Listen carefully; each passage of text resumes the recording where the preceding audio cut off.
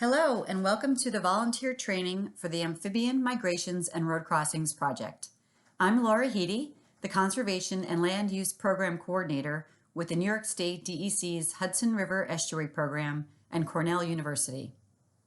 This is part one, and I'll be going over some introductory information about the program, the Hudson River Estuary, and why forests, wetlands, and amphibians are important.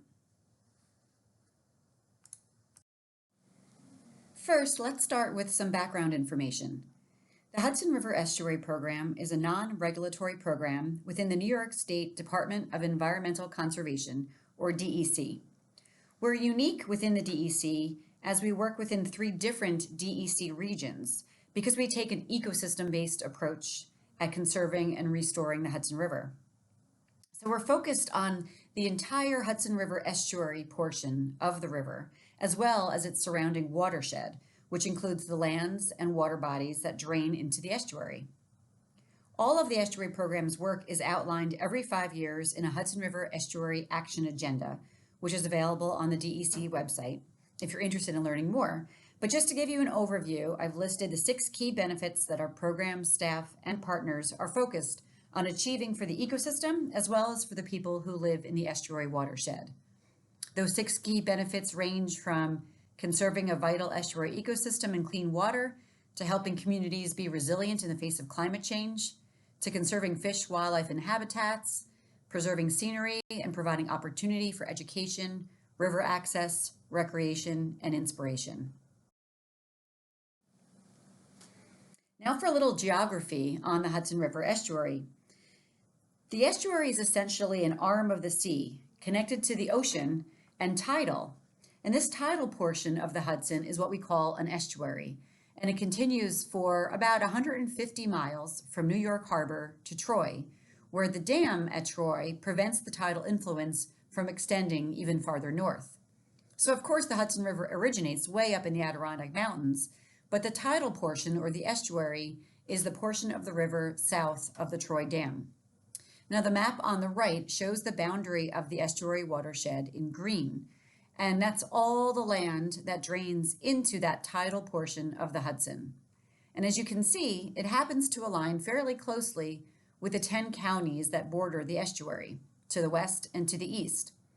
And that's basically the area we're focused on for our conservation and land use planning work, for the estuary programs work, and for the Amphibian Migrations and Road Crossings Project. And here's a little biodiversity fact. The Hudson Valley, as you're probably aware, has remarkable biodiversity. In fact, it's one of the most biologically diverse places in New York State. But just from the amphibian perspective, of all of the frog, toad, and salamanders that occur in New York State, 85% of those species occur right here in the Hudson Valley. And of course, as volunteers, you won't need to learn all of those species because we're just focused on a subset for this project, and you'll learn more about that in the training. So what does a salamander have to do with the estuary? Well, forests and wetlands are 2 important components of any watershed, and the Amphibian Migrations and Road Crossings Project is focused on a specific group of amphibians that live in the forest, but they move to small temporary wetlands called woodland pools for breeding. So I like to think of this group of amphibians as our ambassadors for healthy forests and wetlands in the watershed.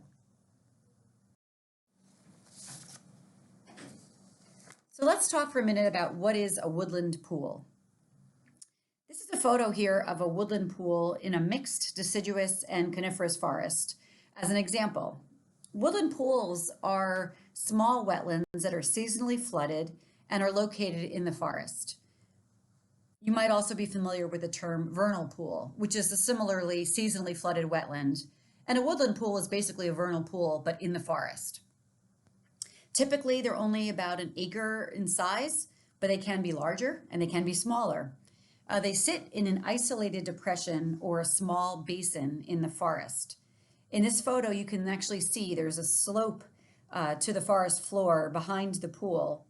And that's common. As I said, these pools sit in a little depression where water can collect from rainfall, snow melt, surface water runoff, and in some cases a rising water table.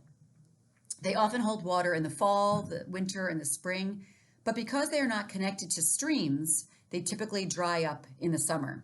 And this isolation and the intermittent nature of water being in the pool is an important characteristic in the pool's value as amphibian breeding habitat.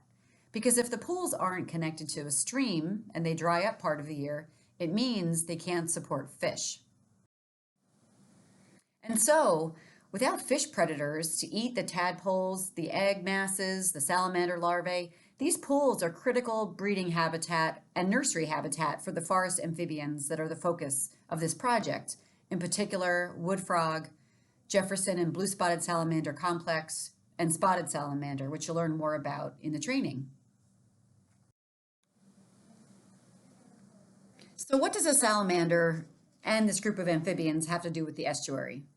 Well, from an ecosystem perspective, wetlands and forests are both important components of the estuary watershed. They both help to provide abundant water and maintain water quality, as they both have the capacity to filter and clean water. They also can slow down water from heavy rains, intense storms, runoff, and floods.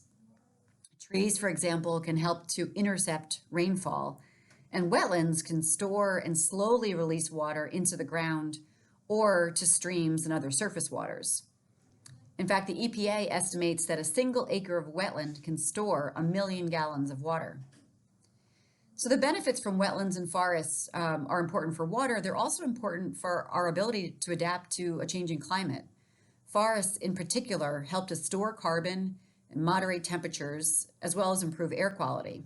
So the habitats of these amphibians are not only important for their survival, but they're also important for the estuary watershed and the people who live here. It is also important to note that small wetlands and forests are both relatively unprotected, and woodland pools in particular are often overlooked and almost always lacking in protection in the Hudson Valley. Because due to their small size, woodland pools typically fall beneath the threshold for protection by New York State's Freshwater Wetlands Program, which regulates wetlands that are 12.4 acres or 5 hectares and larger. There are some exceptions to that, but generally, woodland pools are too small to qualify for protection by New York State. And due to their isolation, woodland pools usually are not afforded protection by federal regulations administered by the Army Corps of Engineers, as those generally exclude wetlands that lack a connection to a stream or waterway. So the very characteristics that define a woodland pool and make it valuable to amphibians, that is, it's small and isolated, are what make them vulnerable to threats like filling, draining, or degradation by landowners or land managers who may not realize or appreciate their ecological value. And that's one of the many reasons that I think education and outreach on woodland pools is so important. Forests are also usually not afforded any special protection. And as I've mentioned, the group of amphibians that we're concerned about in this project live in the forest. So unless woodland pools and surrounding forest habitat is protected through special efforts like a state or county park or a land trust preserve, a local municipal wetland or forest protection law, or a conservation-oriented landowner, these habitats are vulnerable to land use change that may not be compatible with the habitat needs of the forest amphibians that breed in woodland pools. And the consequences include not only losing habitat, but all of those benefits to the watershed that I described earlier. Why else is this important? Well, from a biodiversity perspective, there is concern about the global decline of amphibians due to a number of factors, including habitat loss, disease, road mortality, and climate change. The Amphibian Migrations and Road Crossings Project is striving to raise awareness about these issues, but in particular to address road mortality by engaging volunteers to help amphibians cross roads successfully during their migrations in the Hudson Valley. In addition, we're trying to help communities build a better understanding of where hotspots for road crossings are located, so that ultimately there will be opportunity for taking conservation action to reduce amphibian mortality, such as temporary road closures, for example. And all of this information may help to inform habitat conservation efforts as well. Woodland pool breeding species are of conservation concern throughout their range, which is why actually there are similar road crossing programs throughout the Northeast and New England states. But these species are also of conservation concern in New York, and several pool breeding amphibian, or specifically salamander species, are included in the State Wildlife Action Plan and are considered species of greatest conservation need. But we also have a commitment to keeping common species common, and given all of the threats facing amphibians and their habitats, I think a proactive approach is warranted even for more common species like wood frog that breed in woodland pools. And finally, these species are also important parts of the forest food web. You know, they prey upon insects that are in the leaf litter on the forest floor, and they themselves are prey for predators like owls, turkey, fox, and other species. It's interesting, research that was conducted in New Hampshire actually found that the biomass of salamanders in the forest was greater than the biomass of breeding birds and small mammals combined. And that's significant. The research was focusing on the small redback salamander in particular, which was the key part of that biomass. Redback salamanders aren't a vernal pool breeding species, but still the research gives us a sense of how large an impact amphibians can have in the food web and the energy cycling through the forests, and really the big role they can have in keeping our forests healthy. And finally, why else is all of this important? Well, we may still have yet to learn. In the last 5 years or so, you may have noticed studies being reported in mainstream media about the importance of amphibians, in particular salamanders. For example, researchers working in California looked at the role of salamanders in the forest carbon cycle. Salamanders, as I mentioned earlier, consume insects on the forest floor, and those insects are often part of a group called shredders because they shred and eat the leaf litter. This shredding activity releases the carbon stored in the leaves into the atmosphere. But by preying upon these shredding insects, the researchers found that salamanders actually help to keep more carbon locked in the leaves, and that carbon eventually enters the soil and is stored there. So whether or not they have a hefty role in the global carbon cycle isn't entirely understood, but the research does demonstrate their significant role in the forest. More recently, research on axolotls caught my eye. And if you're not familiar, axolotls are a fully aquatic, large salamander found only in Mexico. So it's not a species we have here in the Hudson Valley, but they are fascinating species for many reasons, one of which is that they excel in regrowing perfect replicas of almost any body part.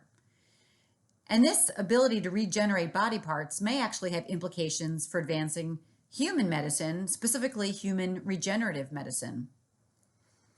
And so when someone asks you why you care about salamanders and frogs and toads and their habitats and why they're important, you can explain that in addition to all the reasons I've described, like the benefits to watersheds and food webs and carbon cycles, we also still have a lot we're just learning from them. And there's actually countless reasons to keep them in the Hudson Valley and throughout the world.